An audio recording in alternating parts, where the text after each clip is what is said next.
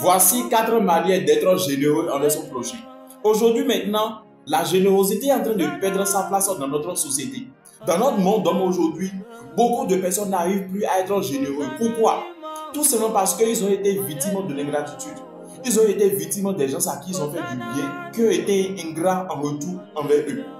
La Bible déclare par la parole de Jésus-Christ: toutes les fois où vous avez fait ces choses à l'un de ses plus petits enfants, c'est à moi que vous les avez faites. Donc, quand vous vous sentez que vous voyez victime de l'ingratitude, que vous avez fait du bien à telle personne et la personne n'a pas reconnu cette générosité envers vous, c'est tout simplement parce que vous faites le bien dans l'intention d'avoir quelque chose en retour. Et ça, c'est une grave erreur que vous faites. Parce que quand tu fais du bien à l'autre en voulant attendre forcément quelque chose en retour, il peut y avoir des revers de main. La Bible déclare toutes les fois où vous le faites à un homme, toutes les fois où tu es généreux envers quelqu'un, il faut savoir que c'est envers Dieu tu l'es.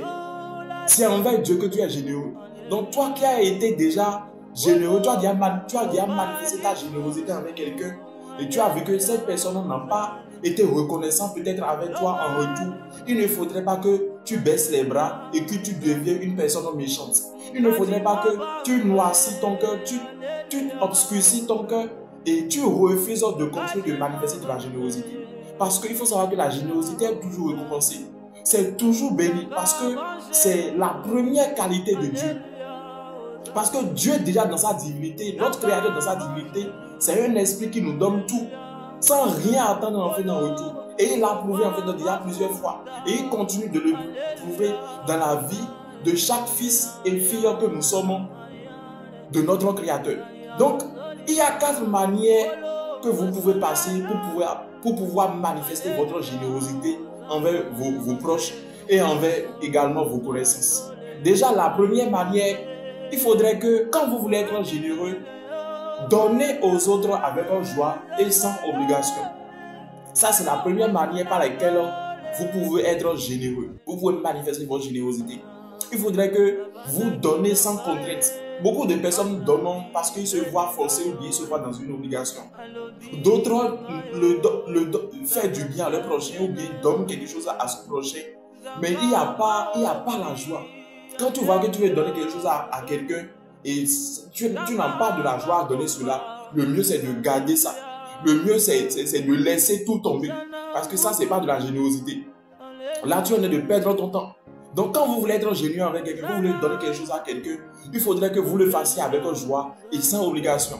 La Bible déclare dans Luc 6 au verset 38 que celui qui donne, on lui donnera en retour. Donnez et il vous sera donné en retour. Donc, quand tu donnes, il faut savoir qu'on va te le donner également. L'univers va te récompenser.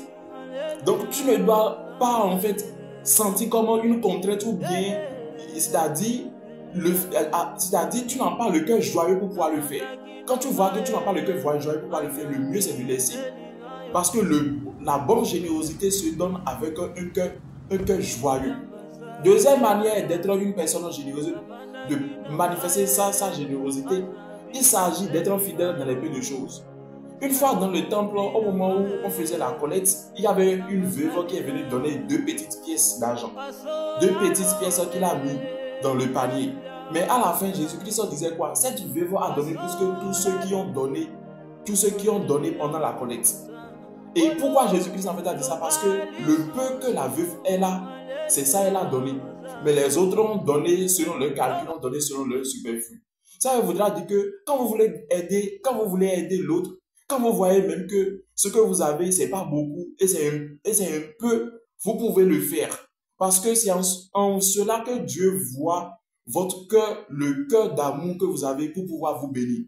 Mais si vous attendez toujours à avoir des millions, des milliards, avant de venir en aide à votre prochain qui est en train de mourir, avant de venir en aide à celui qui est à côté de vous, oh, la personne a bel et bien besoin en fait de votre main forte. Vous attendez à avoir quelque chose de grand d'abord.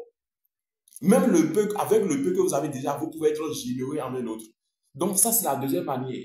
Troisième manière, vous devez venir en aide à ceux qui en ont besoin. Vous devez venir en aide aux faibles. C'est ce que la parole de Dieu également nous conseille. Vous devez venir en aide aux faibles. Si tu vois une personne que tu vois que cette personne est en position de faiblesse, et tu vois que tu peux aider cette personne, il faut le faire. Il faut le faire. La Bible déclare dans le livre de Proverbes 11 au verset 25 que l'âme généreuse sera rassasiée et celui qui arrose sera arrosé. Donc, il faut savoir que lorsque tu vois un faible, lorsque tu vois quelqu'un qui est dans un besoin et tu l'aides, il faut savoir que Dieu également va t'arroser en retour. Ça, c'est obligatoire.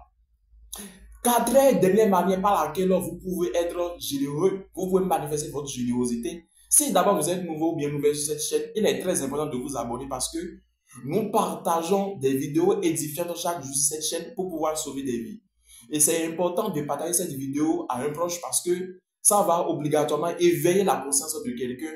Et c'est important d'aimer également la vidéo et de la mettre en favori.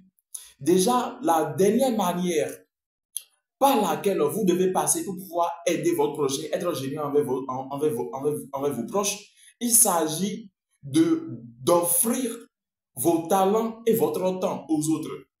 Si là où tu es maintenant, tu vois que tu as la capacité de conseiller quelqu'un, et c'est rien que par ta conseiller cette personne va pouvoir avoir son moral remonté, il faut le faire.